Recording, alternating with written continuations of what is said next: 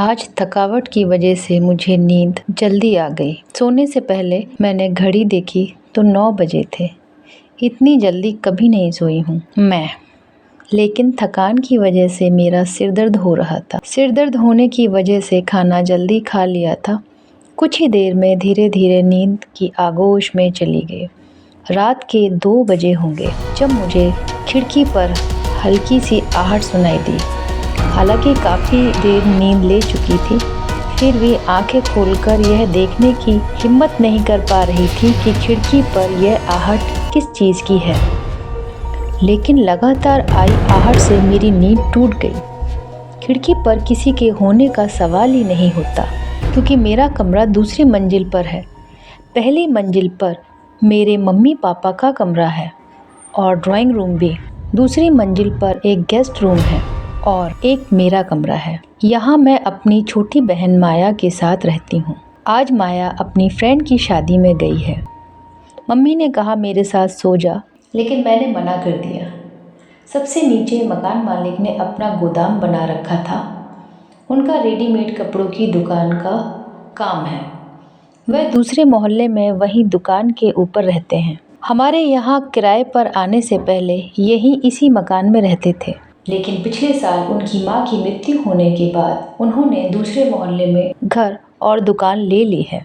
जहां इस वक्त हम लोग रह रहे हैं, वहां नीचे अपना गोदाम इसलिए बना लिया ताकि यहां उनका आना जाना लगा रहे, जिससे किराएदार उनके घर को ना हड़प लें। तभी मुझे लगा खिड़की पर कुछ अजीब सी सरसराहट हुई, जैसे कोई अभी अभी खिड़की के पास से गुजरा हो। लेकिन यह कैसे हो सकता है? हमारा कमरा दूसरी मंजिल पर है और खिड़की से नीचे सड़क है। ना कोई बालकनी है, ना ही कोई ऐसी जगह है जिससे कोई चढ़कर खिड़की तक पहुंच सके। मुझे इंसानों से ज़्यादा किसी से डर नहीं लगता, भूत से तो बिल्कुल भी नहीं। मैं धीरे से उठी और खिड़की का पर्दा हटा दिया। तभी मुझे एहसास हुआ कि खिड़की के पीछे से एक साया गया।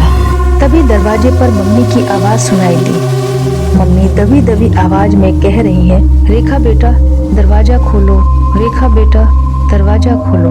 मम्मी इतनी धीरे धीरे आवाज में क्यों बोल रही हैं? और फिर इतनी रात में वह यहाँ क्यों आई हैं? मैं यही सोच ही रही थी कि तभी मम्मी की आवाज आई, अरे बेटा क्या सोच रही हो, दरवाजा खोलो जल्दी। इस बार मम्मी की आवाज दबी दबी सी कम थी, लेकिन इस बार मुझे यकीन हो गया कि मम्मी ही है। मैं भागकर दरवाजे खोलने के लिए गई। देखा तो सामने मम्मी ही धीमी आवाज में बोल रही थी और मुझे देख कुछ नहीं बोली, बस अंदर जाकर बिस्तर पर लेट गई और फिर चादर ओढ़कर सो गई। मुझे कुछ समझ नहीं आ रहा था। अनेकों सवाल मेरे दिमाग में घूम रहे थे। मम्मी अचानक क्यों दरवाज़ा खोलकर यहाँ आई, फिर यहाँ आकर सो गई। मम्मी तो हमेशा पापा के साथ अपने कमरे में सोती हैं। कहीं ऐसा तो नहीं कि नींद में चलकर आ गई हूँ? लेकिन अगर नींद में चलती तो दरवाजे पर आकर मुझे आवाज़ कैसे दे सकती? यही सोच सोचकर मेरा सिर घूमने लगा और गला सूख रहा था। मैंने देखा कि मेरा पानी का गिलास पर उस पर पानी नहीं था। मुझे लगा शायद मैंने पी लिया होगा, क्योंकि कभी कभी मैं उठकर पानी पी लेती हूँ, लेकिन अपना गिलास मैं हमेशा भर के रखती हूँ और कभी कभी तो उठती भी नहीं हूँ। आज भी मैंने वह गिलास पानी से भरकर रखा था। फिर पानी कहाँ गया? मम्मी ने तो पिया नहीं, क्योंकि वह तो अभी आई और आते ही बस सो गई। तो मैं पानी लेने चल पड़ी किचन में। नीचे मम्मी पापा के कमरे के बगल में ही है। मैंने फ्रिज खोलकर पानी निकाला और खड़े खड़े आधी बोतल पानी पी गई। अभी तक जो कुछ हो रहा था उससे मेरा सिर घूम रहा था। पानी पीने से कुछ राहत मिली। पानी पीकर मैं वापस ऊपर जाने के लिए सीढ़ियों की ओर बढ़ गई। तभी मम्मी पापा के कमरे में कुछ आहट सी हुई। शायद पापा पानी पीने उठे हैं। फिर मैंने सोचा चलो उनको मैं ही पानी दे आती हूँ, या उन्हें किसी और चीज़ की ज़रूरत हो तो मैं ही पूछ लेती हूँ। यह सोचकर मैं पापा के कमरे की तरफ बढ़ गई। मैंने जैसे ही दरवाजे पर धीरे से हाथ रखा, दरवाज़ा अपने आप खुल गया। अंदर नाइट लैम्प जल रहा था। पापा बिस्तर पर आराम से सो रहे थे। मैं वापस ऊपर जाने ही वाली थी कि तभी मेरी नज़र बिस्तर पर दूसरी तरफ सोई हुई मम्मी पर पड़ी। मैं चौंक गई। मम्मी तो ऊपर हमारे कमरे में सो रहे थे, तो इतनी जल्दी नीचे कैसे आए और आकर सो भी रहे हैं। मैं अपने दिल की धड़कन साफ साफ महसूस कर पा रही थी। धड़कन तेज हो गई थी। तभी मेरी नज़र मम्मी के कपड़ों पर पड़ी।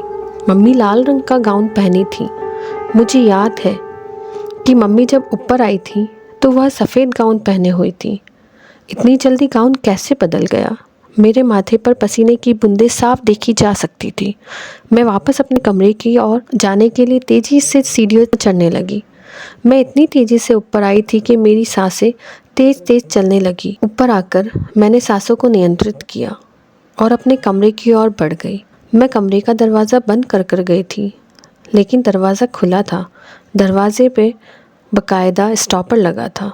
मुझे विश्वास हो गया कि मम्मी ही मेरे नीचे जाने के बाद यहाँ से गई होंगी और मैं कमरे में सो गई। अब मुझे कुछ इत्मीनान हुआ। मेरा डर कुछ हद तक ख़त्म हो गया।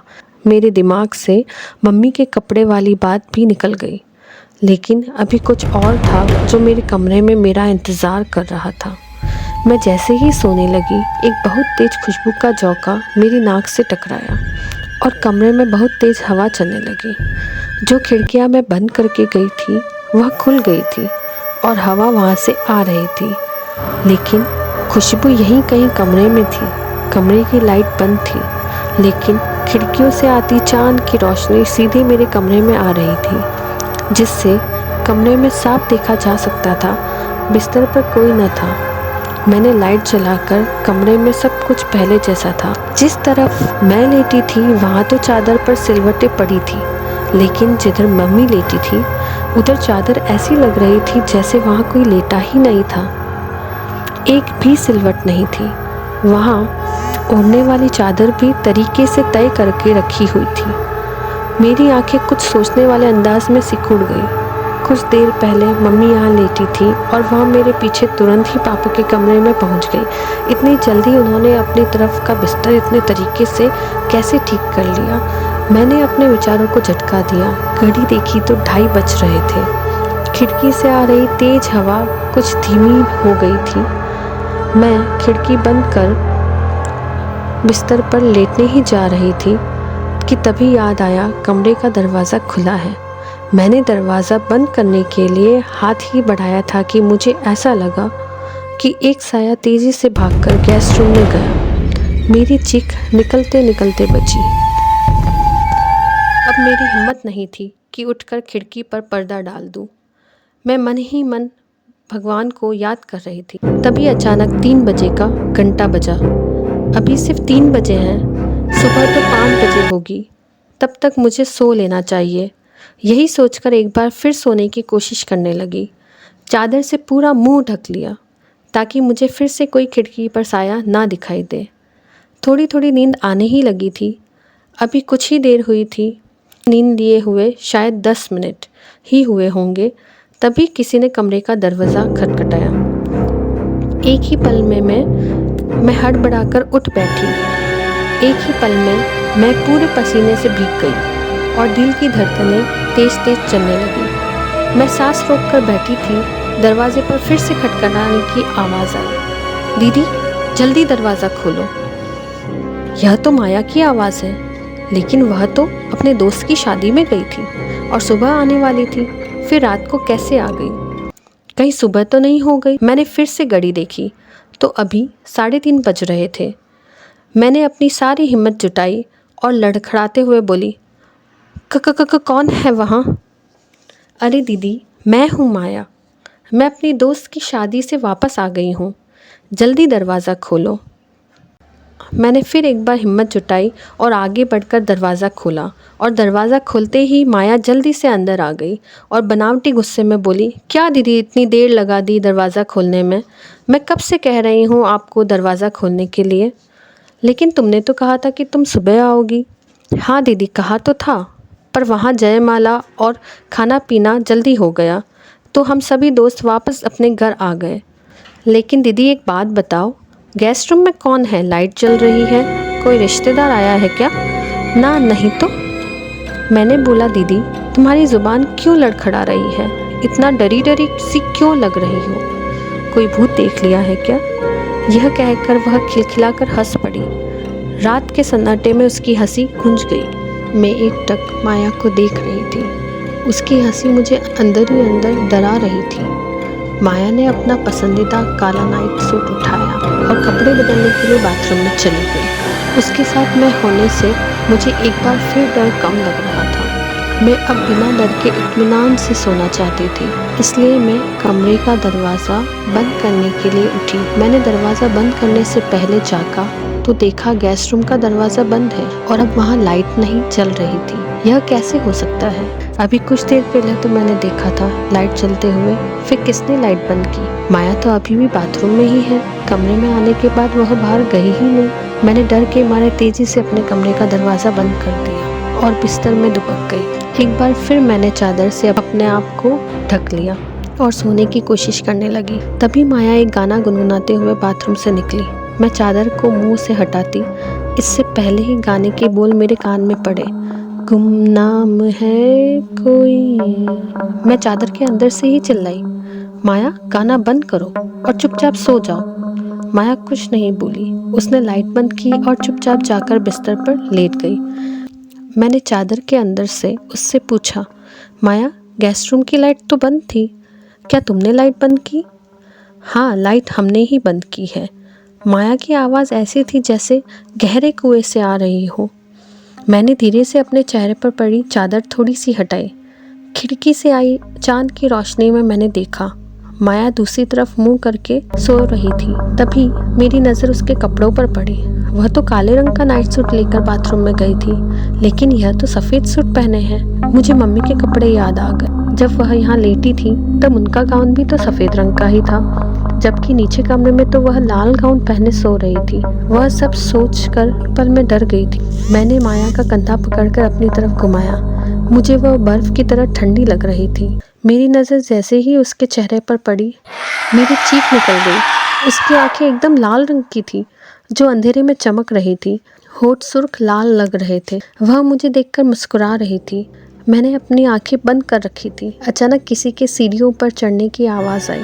मैं और भी डर गई। मेरा पूरा शरीर पसीने से नहा गया। मैं डर के मारे काँप रही थी। तभी पापा ने दरवाज़ा खटखटाया।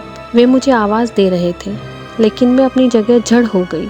माया अभी भी मुस्कुरा रही थी। उसकी लाल आंखें अब सफ़ेद हो गई थी। पापा ज़ोर ज़ोर से दरवाज़ा खटखटा रहे थे और मुझे आवाज़ दे रहे थे, रेखा बेटा दरवाज़ा खोलो, रेखा बेटा दरवाज़ा खोलो। अभी तुम चीखी क्यों थी? सब ठीक तो है ना? मैं दरवाज़ा खोलने के लिए उठी। अभी पूरा दरवाज़ा खुला ही नहीं था कि तभी अचानक माया उठी और खिड़की की तरफ बढ़ गई। मैं कुछ समझ पाती इससे पहले वह खिड़की से छलांग लगाकर कूद गई। मैंने खिड़की के पास जाकर देखा, लेकिन मुझे कुछ नहीं दिखाई दे रहा था। नीचे सड़क पर अंधेरा था। मैं ज़मीन पर गिर गई और बेहोश हो गई। थोड़ी देर बाद मुझे जब होश आया तब मैं अपने बिस्तर पर थी। मम्मी मेरे मुंह पर पानी के छींटे मार रही थी। पापा ने मेरे सिर पर हाथ फेरते हुए पूछा, रेखा बेटा तू इतनी तेज क्यों चीखी थी? क्या हुआ था? हम दोनों तेरी चीख की आवाज़ से यहाँ ऊपर आए थे और यहाँ तू खिड़की के नीचे क्या देख रही थी? ऐसा क्या देखा तूने जो गिरकर बेहोश हो गई? पापा वह माया खिड़की से कूद गई। बेटा तू क्या कह रही है? माया खिड़की से कूद गई? वह तो अपने दोस्त की शादी में गई है, सुबह तक वापस आएगी। रेखा ने घबराते हुए कहा, पापा माया रात को ही वापस आ गई थी। वह यहाँ बिस्तर पर ही लेटी थी। फिर पता नहीं क्या हुआ उसे। जैसे ही आप लोग आए वह खिड़की से कूद गई। यह कहकर मैं मम्मी से लिपटकर रोने लगी। मम्मी मुझे समझाते हुए बोली, बेटा चुप हो जाओ, तुमने जरूर कोई डरावना सपना देखा होगा। नहीं मम्मी, मैंने कोई डरावना सपना नहीं देखा। रात को आप भी तो यहाँ आई थी, लेकिन जब मैं पानी पीने नीचे गई तब मैंने आपको देखा कि आप अपने रूम में वापस जाकर सो गई थी। अरे बेटा, मैं तो रात को उठी ही नहीं। तुम डरावनी कहानियां पढ़ती हो, इसीलिए तुमको ऐसा लग रहा होगा। मम्मी यह देखो बिस्तर, यहाँ माया लेटी हुई थी। मैंने मम्मी को माया का बिस्तर दिखाते हुए कहा। बिस्तर पर बहुत सारी सलवटें थी और ओढ़ने की चादर इस तरह पड़ी थी जैसे वहाँ कोई सोया हो और अभी अभी उठकर गया हो। पापा मम्मी की आंखें सोचने वाले अंदाज में सिकुड़ गई। पापा मम्मी आप लोग मेरा विश्वास करो, मैं सच कह रही हूँ। और हाँ, गैस रूम में कोई गया था, मैंने देखा था गैस रूम में लाइट जलते हुए। इस बार पापा कुछ सीरियस थे। वह कुछ सोचने लगे। फिर उन्होंने माया को फोन लगाया। माया वहीं थी शादी में। मैंने जब वीडियो कॉल पर उससे बात की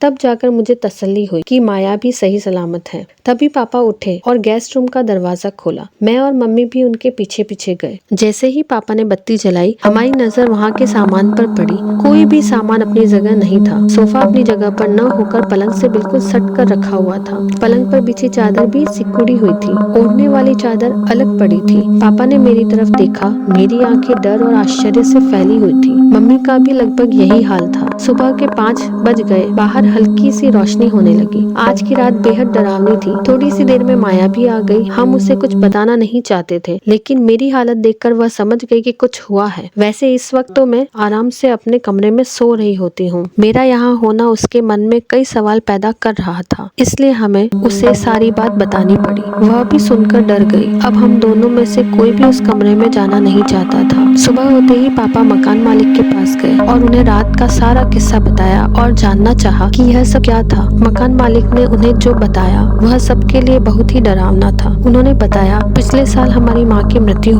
सीढ़ी से गिरने की वजह से हो गई थी। तब से उनकी आत्मा उस घर में आती है और किसी का भी रूप ले लेती है। हम सब भी इसीलिए मकान छोड़कर यहाँ आ गए। पापा को बहुत गुस्सा आया कि मकान मालिक ने यह बात हमें पहले क्यों नहीं बताई। हमने अगले ही दिन मकान खाली कर दिया।